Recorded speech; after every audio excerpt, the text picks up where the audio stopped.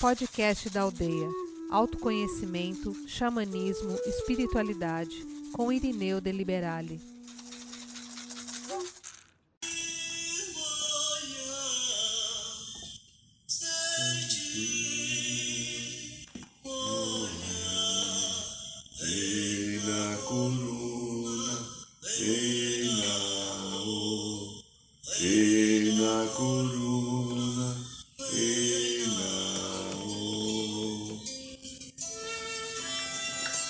Boa noite, São Paulo, boa noite, Brasil, boa noite, Mãe Terra, boa noite, Universo, boa noite, meu amigo, minha amiga. Prazer tê-lo aqui conosco mais uma vez, você que é xamã, você que não é xamã. Mais um programa da Aldeia, sejam todos bem-vindos. E como hoje é segunda-feira é dia que é regido pelo segundo raio. Raio dourado, amor, sabedoria.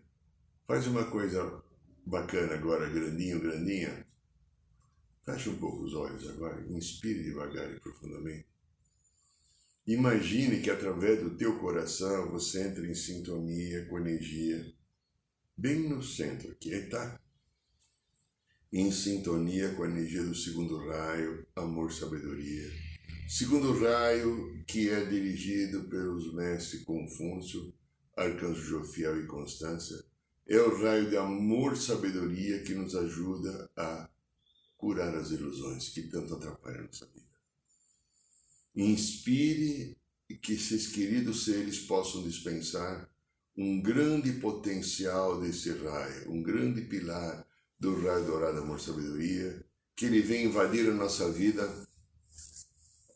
e nos trazendo a consciência de um bem, de um melhor, de um propósito sagrado, para que eu possa construir a minha trajetória com o equilíbrio necessário. Muito bem, minha querida, meu querido, aqui quem fala ainda é o Irineu de Liberale. Muito bem. E estamos aqui diante de mais um dia, mais uma jornada, quase já terminando o primeiro mês, daqui a pouquinho já entra fevereiro, daqui a pouco vem o carnaval, vem o nosso curso, 50º curso, Resgatando o Xamã Interior em nome do Pai Divino. Muito bem. Estamos já com um grupo bom de pessoas que se inscreveram e o 50º curso faremos todo esforço que ele seja igual a todos os outros que nós já fizemos, levando uma mensagem de harmonia, de paz, de renovação e de nova consciência, que é o que a gente precisa. Muito bem, viemos esse final de semana de mais um ritual da Ayahuasca. Foi um grupo menor, né? A gente está acostumado com um grupo maior. O grupo total tinha 40 pessoas, sempre dá 55 até 70, né? Mas férias, um feriado na quinta-feira que muita gente viajou, né? E vivemos uma experiência fantástica, importante, de muita cura, uma libertação espiritual de todos aqueles que estavam lá. E o próximo ritual da Ayahuasca não haverá em fevereiro. O próximo ritual, para descansar, né, toda a equipe, né, que trabalhamos doidivanamente, né, no sábado, né, todos nós, foi muita libertação. E nós da aldeia que estamos ancorando o trabalho, nós somos equipe de 11 pessoas para ajudar quem estava lá. A gente ajuda o lado espiritual a fazer as limpezas necessárias, a ancorar as energias. Doamos o nosso ectoplasma também para que as pessoas sejam limpas. Então, há um conjunto de situações, né, que envolvem um trabalho dessa envergadura. Então, o próximo trabalho, o próximo ritual da Ayahuasca é no último sábado de março, que eu não lembro agora, não estou com ele aqui, mas o último sábado de março, depois nós vamos divulgar. Muito bem, então a vida está aqui agora e hoje nós temos um tema que me veio agora há pouco. Eu tinha ido agora há pouco comprar frutas, legumes e verduras. Conversava com a minha lindinha, que programa vamos fazer hoje?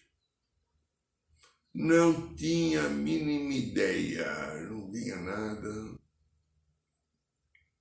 Aí quando eu vim subir a escada aqui para chegar no consultório onde eu estou, tem que subir a escada, e quando eu subi a escada, cheguei aqui. Primeira coisa que eu faço é ligar o computador para ver se tem um recado. Sentei na cadeira, veio missão. E missão ficou. Missão. Missão. Missão. Missão. Missão. Missão é um encargo ou uma incumbência, um propósito. É uma função específica que alguém se confere a si mesmo, ou que alguém dá para alguém, ou eu passo para alguém. É um compromisso, um dever, uma obrigação a ser executada. Missão é um comprometimento com alguma coisa. E você acha que você nasceu aqui para não se comprometer com nada? Né? Hein? Você que é corintiano, que é palmeirense, não importa, né? Não. Você acha que você não se comprometeu com nada? Você que gosta muito de quiabo, por exemplo, não se comprometeu com nada? Você que só come carne não se comprometeu com nada? Você que é vegano, você que é budista, você que é umbandista, você que é católico, evangélico, você acha que não se comprometeu com nada? Você que é pai ou você que é mãe, ou você que está sozinho, não se comprometeu com nada? A missão também pode ser um conjunto de pessoas que recebem um encargo para cumprir. Vamos pensar assim, já viu falar essa palavra, né? A missão diplomática, a missão científica, a missão empresarial, a missão cultural. Quando tem a científica, quando tem as reuniões do CNPq, né? Os diplomatas quando vão para a ONU discutir alguma coisa, tentando trazer harmonia para o planeta e para os povos, mas infelizmente aqueles 5 que comandam e têm poder de veto na ONU sempre boicotam. Eu estou falando sempre. Sempre é toda vez. Né? Lamentavelmente, né? A ONU deveria, no meu ponto de vista, ser uma instituição que o que ela decidisse valeria para todos os povos, mas não é verdade. O poder do dinheiro e o poder da arma faz com que se permita vetos. Agora, quando começou nos primeiros dias o conflito entre os judeus e o Hamas, o Lula, como presidente do Brasil, pediu ao embaixador do Brasil que lá na ONU apresentasse propostas. As propostas foram feitas. E os Estados Unidos vetou. Às vezes é a China que veta, às vezes é a França, às vezes é a Inglaterra. Bom, olha, a maioria de nós que estamos aqui na aldeia, no programa da aldeia que assistem, a grande maioria são cristãos, né? Então,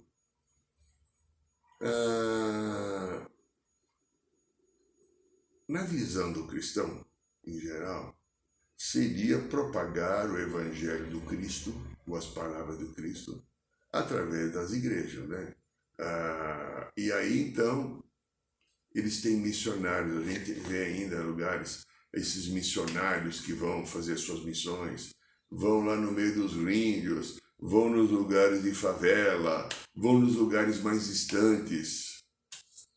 Quando houve, entre aspas, o descobrimento do Brasil, que foi nada mais que Portugal vir aqui tomar posse dessa terra, porque como descobrir isso aqui já existia também, igual existia a Europa, né, no mesmo tempo. Quando eles vieram tomar posse aqui, então foi vindo as missões dos jesuítas, que vieram aqui para tentar implantar o cristianismo, levar a palavra de Jesus aos índios. provável, eu que conheço um pouquinho da cultura indígena que estudo, é provável que muitos índios precisassem da palavra de Jesus. Mas não a palavra de Jesus baseado no preconceito da igreja. E muitos outros talvez não precisassem, porque de alguma maneira eles já tinham a palavra de Jesus por hábitos, por práticas religiosas, por contato com, se fala, o grande Espírito. Muito bem. Entre missão, a tua, minha, de todos, a missão, se você analisar a missão também pode dizer também encargo, incumbência, tarefa, compromisso, obrigação, delegação, representação. Lembra um texto fantástico? Eu fiz um programa um ano e pouco atrás, chamado Mensagem a Garcia, que lá, numa situação complicada nos Estados Unidos, na guerra que existia lá, né, entre os confederados, né, e como é que era o nome lá? Os sulistas e nortistas, vai ter outro nome, mas não importa, era sul e norte. Houve uma guerra civil muito sangrenta lá. E um general precisava mandar uma mensagem para um outro comandante chamado Garcia.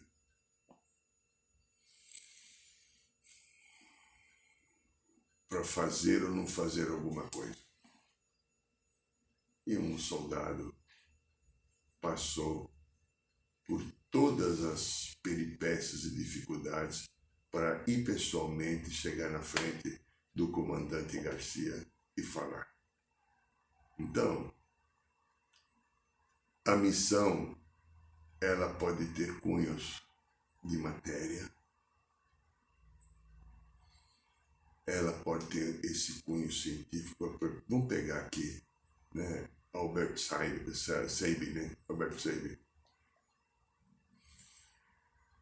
né, que veio, conseguiu deixar uma vacina poderosa, né, da polio, descobrir o processo de fazer, através de estudos em laboratório, como impedir que a paralisia infantil, né? Que coisa só fantástica, né? Algumas pessoas que vêm com... Vamos pegar agora uma história recente, em 69, o homem pisou na Lua. Aqueles 3 astronautas. É uma missão. Tem que ser alguém muito especial para ir até lá e viver essa história. Além do preparo físico, psicológico, emocional, tem que ter o espiritual também.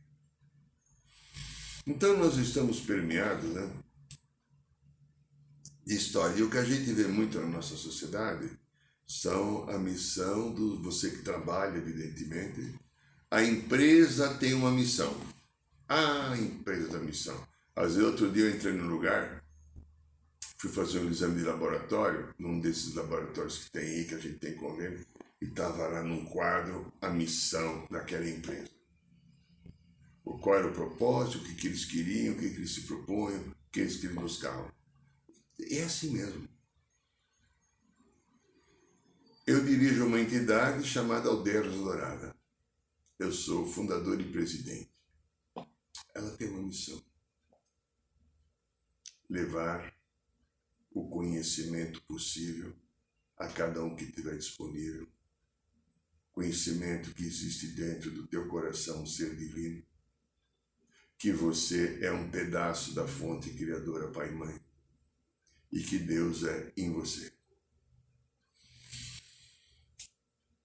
Algumas pessoas entendem a missão da aldeia. Outras pessoas não conseguem entender, às vezes mesmo estando conosco. porque não amadureceram o suficiente ainda para entender esse processo. E o processo do amadurecimento é que leva ao conhecimento da missão. Então, quando a gente trabalha, a gente vive muito essas missões. As missões, elas criam até estruturas, criam determinadas estratégias, e são, às vezes, ferramentas determinantes, como regra. Eu nunca esqueço uma vez, eu estava atendendo uma pessoa que trabalhava numa empresa, tinha entrado recentemente, ele me trouxe um livrinho assim, ele não trouxe para mim, ele estava com ele aqui, ele me mostrou. Uma empresa que é multinacional, a sede é na Europa, e ele falava da missão da empresa, do que a empresa queria e qual era a tua obrigação com a empresa. Não, era uma coisa assim, acredito que tivesse umas 70, 80 páginas. E normas de comportamento que você tem que ter para trabalhar conosco. Algumas coisas eram claras, específicas, óbvias. Outras coisas faziam parte de uma cultura europeia. Mas dava para perceber a necessidade de controlar tudo. Então, veja, as empresas colocam suas regras, como a própria espiritualidade coloca, tá? As regras têm, no caso das empresas, tem processo, às vezes, para motivar, processo para não perder o controle, situações ou processos para dar lucro. E aquilo vai norteando os comportamentos, atitudes dos empregados, dos chefes, etc, etc. Então a empresa tem uma missão. E é a razão de ser do próprio negócio. A razão de ser do próprio negócio. Então, há empresas que têm missões maravilhosas. E outras empresas que têm apenas uma falácia de um nome bonito e palavras bonitas que se encaixam. E as atitudes baseadas nos seus negócios não são assim tão adequadas, porque envolve suborno, corrupção, maquiação de produtos, sonegação. Vamos lá. Eu peguei um pedacinho de uma coisa que eu tinha lido um dia. Tem um monge budista, o nome dele é Yasushiro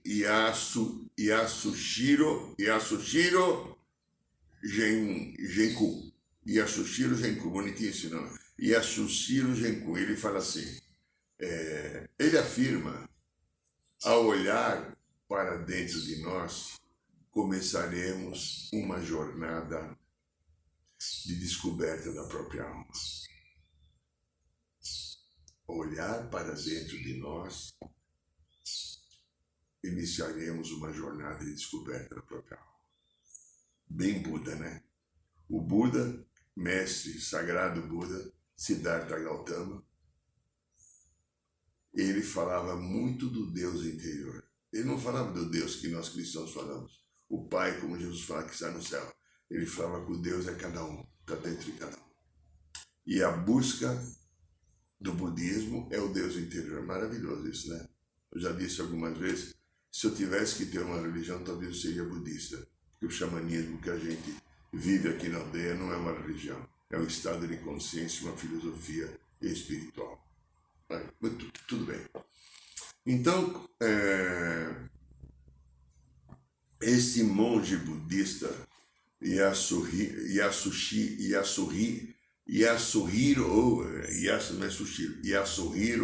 Gentu, ele fala uma coisa assim, ó.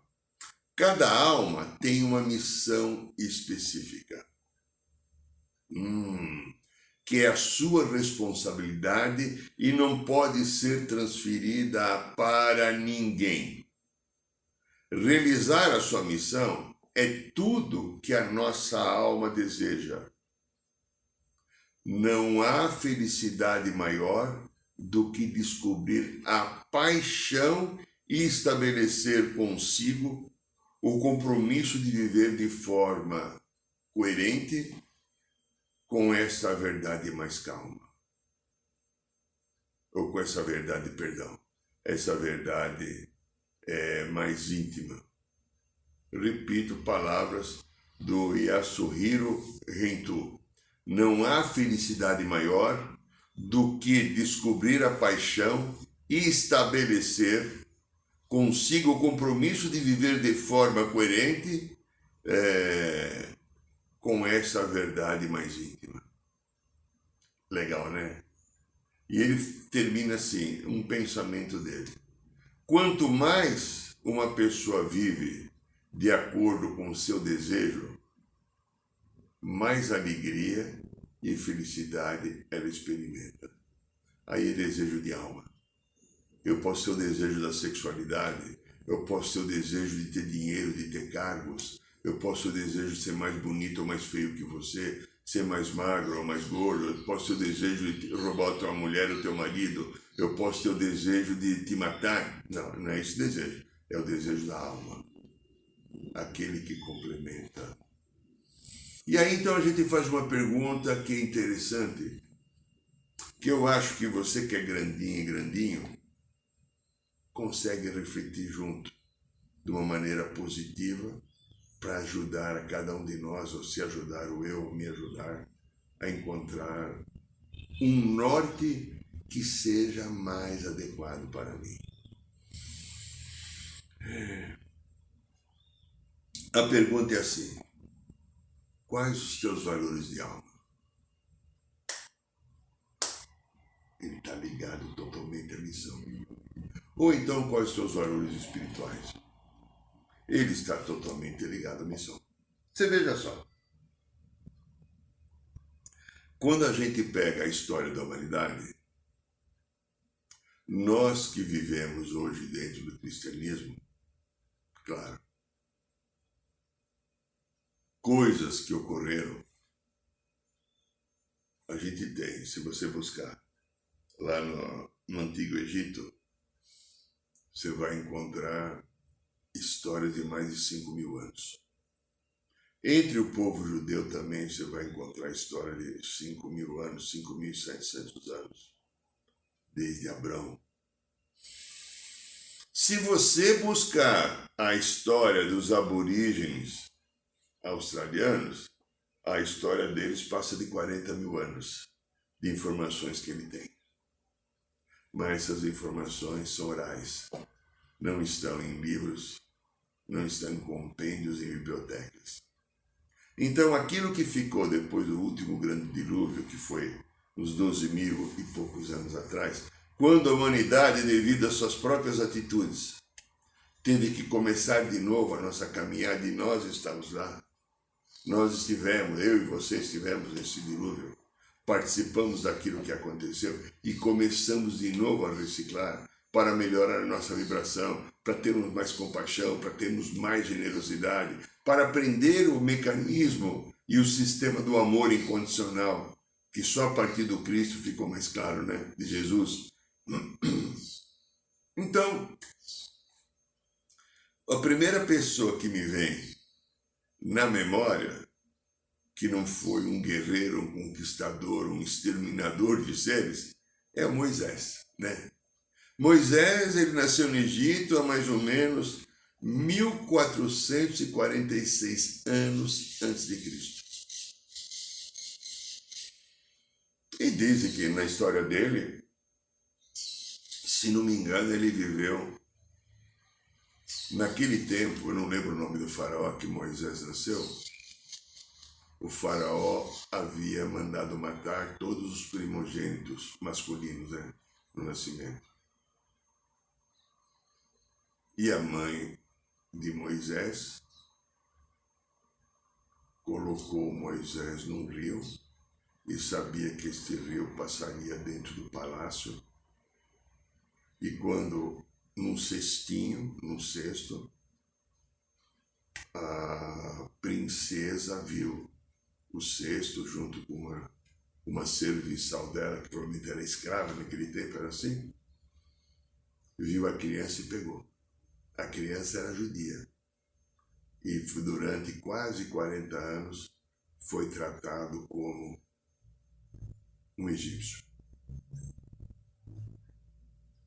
Não vou entrar em tantos detalhes, depois se descobriu a sua herança, a sua tradição. Ele viveu então dentro do palácio junto do faraó. Teve missões, teve coisas importantes. Viveu papéis, nossa, secas, pragas de gafanhoto, quanta coisa ele viveu. E quando ele se percebeu e descobriu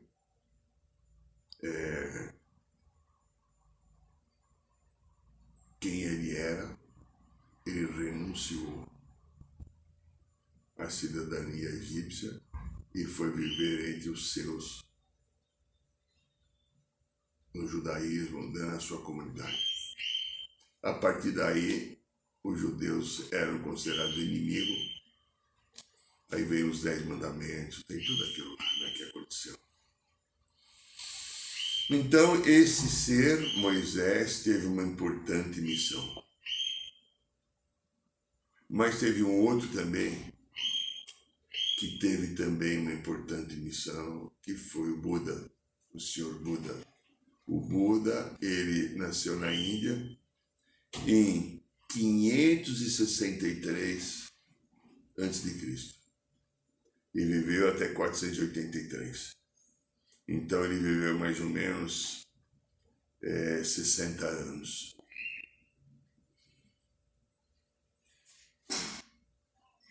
Segundo conta a história dele, ele era um príncipe, filho então de alguém que tinha um poder monárquico, e durante muito tempo viveu nas suas luxúrias, nos seus palácios, com a fortuna que o pai tinha, vivendo uma vida mundana, né? Alguns diziam que só não tinha rock and roll, mas existia muitas mulheres, um monte de coisa.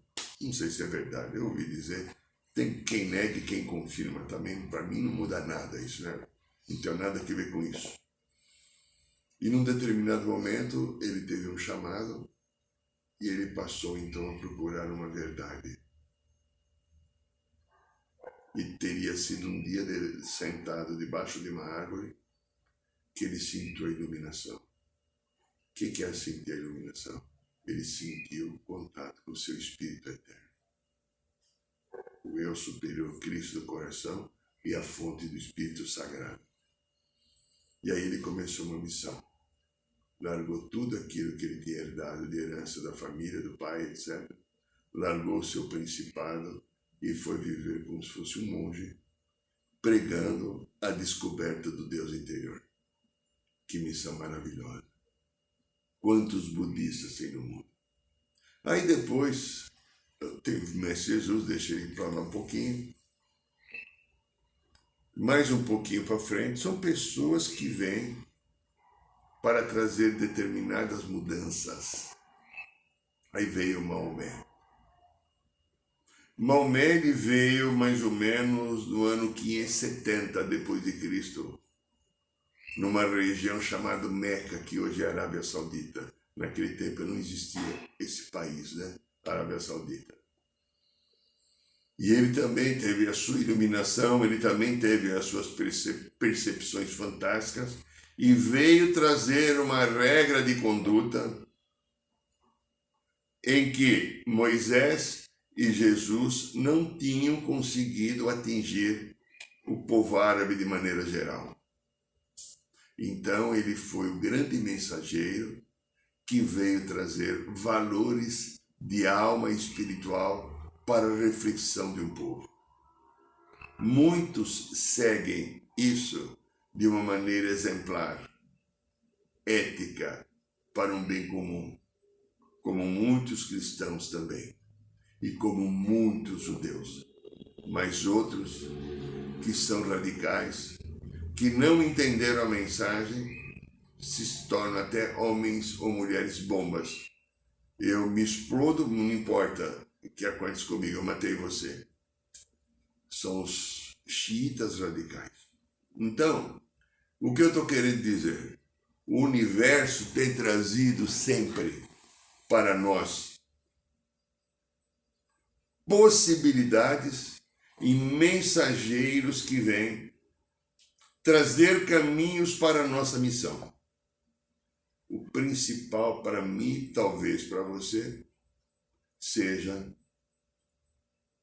Jesus de Nazaré, filho do carpinteiro José e de Maria, o divino mestre Jesus, que veio na sua missão principal. Não foi o evangelho que ele deixou, que é sagrado. A sua missão principal foi ancorar novamente a energia crística aqui no planeta. E ele precisou de um conjunto de combinações de seres. Ele precisou que mais ou menos uns 100 e pouquinhos anos antes se criasse uma comunidade chamada Essênios, onde hoje é a Cisjordânia. E esses essênios deram ancoragem para que ele estivesse aqui. Muitos afirmam que ele foi um dos essênios, porque o essênio, a gente trabalha na aldeia, quem está na aldeia sabe. Trabalhamos muito com os essênios, queridos irmãos maravilhosos, sagrados, almas de escola. Os essênios sabem o que é a consciência crística. E o que é a consciência crística? Que é uma história que nós vendemos muito dentro da aldeia, principalmente no curso de carnaval. A consciência crística é uma história que está dentro de você, de mim e de todos. A consciência crística é um lugar no meu coração, onde eu encontro centro, centramento, onde eu encontro paz, onde eu encontro equilíbrio e onde eu percebo a minha missão. Eu era jovenzinho, eu comecei meu trabalho espiritual com 18 anos. Então sou mais de 50 trabalhando. E eu sempre querendo entender qual era a minha missão. A primeira missão que eu queria ser jogador de futebol não deu certo, eu precisava trabalhar, não tinha tempo de treinar. Depois, a outra visão que eu tinha da missão era ser professor de geografia. Eu queria adorar geografia, queria ser professor de geografia.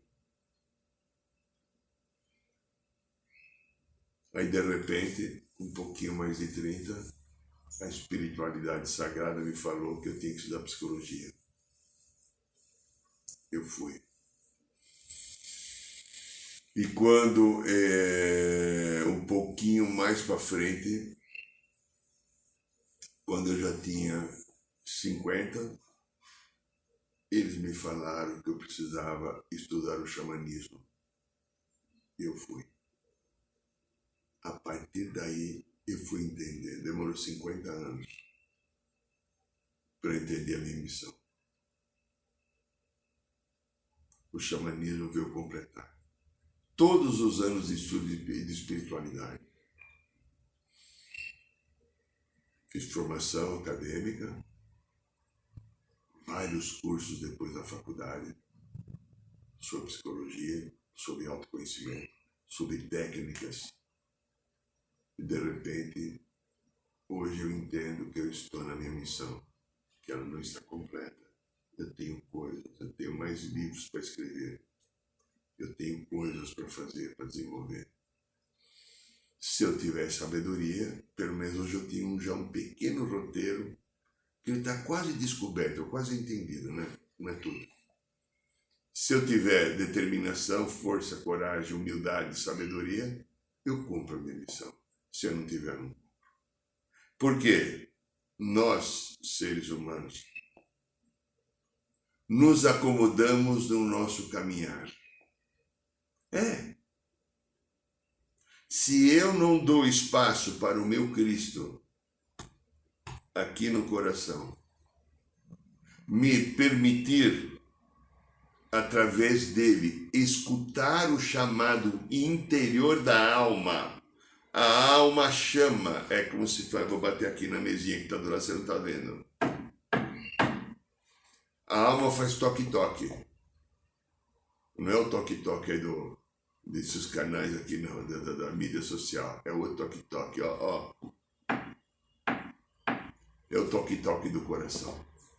E no toque-toque do coração vem uma proposta de missão. No toque-toque do coração vem um chamado para que eu possa estar entendendo os recados que o universo me traz, para eu assumir o meu propósito de alma.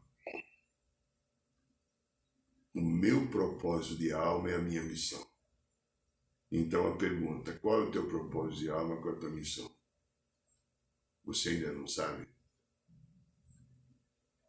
Ok? Eu demorei 50 anos. Você pode demorar só 49 ou 48. Você pode estar numa melhor condição. Tá? Ok? Qual é a tua missão, propósito de alma? O caminho só pode ser do coração. O caminho não é da mente. Uma vez eu falava com uma pessoa aqui que é empresário sobre missão. Ele falou assim, eu não, acho que eu não tenho missão nenhuma, né? Não sei. Você tem uma missão, você dirige um trabalho espiritual. Eu falei, você acha que não tem? Quantos funcionários você tem, X? Multiplique isso por 4. Se for 100 funcionários, tem 400 pessoas que vivem em função de você ser um empresário e dar emprego. Se alimentam, compram remédio, pagam aluguel, prestação, estudam. Ou não havia pensado nisso, então pensa. Eu nunca esqueço, já contei aqui, quando o ex-presidente Collor lançou o Plano Cruzado, que ele deixou eu, você e os outros que estão naquele tempo por aqui, com 50 mil, acho que era cruzados ou cruzeiros, já não lembro mais que dinheiro que era. E pegou tudo que era poupança no banco. Eu vi uns dias depois, numa rádio, uma entrevista com o José Emílio de Moraes, que era o presidente do Grupo Votorantim, que chegou a ser até candidato depois a governador, e depois ele parou política e falou, é a maior sujeira do mundo, a opinião dele, não quis mais. Naquele momento, o Quércia acabou sendo eleito governador, ele perdeu. E ele fez a seguinte declaração. Eu tenho 120 mil funcionários, Grupo Votorantim. E tenho que pagar na semana que vem o salário deles.